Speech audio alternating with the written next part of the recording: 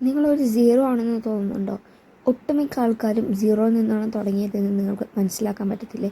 എല്ലാവരും ഒരു വലിയ സ്ഥാനത്ത് എത്തിയിട്ടുണ്ടെങ്കിൽ അയാൾ ആദ്യം സീറോയിൽ നിന്നാണ് തുടങ്ങിയിട്ടുണ്ടാവുക. അതായത് ഒന്നും ആവാൻ പറ്റില്ല എന്ന് വിചാരിച്ച അയാൾ തുടങ്ങിയതുകൊണ്ട് മാത്രമാണ് എവിടെയെങ്കിലുമൊക്കെ എത്തിയത്.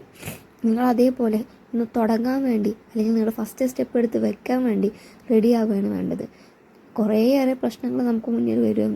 അതേപോലെ സീറോ ആണെന്ന് തോന്നും, ഒന്നും ചെയ്യാൻ പറ്റത്തില്ല, ഞാനൊരു പൂജയാണ്, എനിക്കൊന്നും ചെയ്യാൻ പറ്റത്തില്ല, പുറത്ത് വരാൻ പോലും എനിക്ക് പറ്റത്തില്ല എന്ന് തോന്നും. പക്ഷേ തളരരുത്, ആ തോന്നലാണ് നിൻ്റെ വിജയം.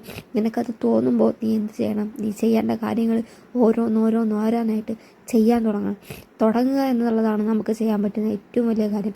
അത് 100% കറക്റ്റ് പെർഫെക്റ്റോടെ തുടങ്ങണം എന്ന് വിചാരിച്ചിരിക്കേണ്ട ആവശ്യമില്ല. തുടങ്ങുക. ഇന്നൊരു ദിവസം 1% നിങ്ങളുടെ മാറ്റം വരുത്തിയിട്ടുണ്ടെങ്കിൽ ഉറപ്പാണ് നിങ്ങൾ 0-ൽ നിന്ന് ഏറ്റവും വലിയൊരു നമ്പറിലേക്ക് എത്തിപ്പെടും.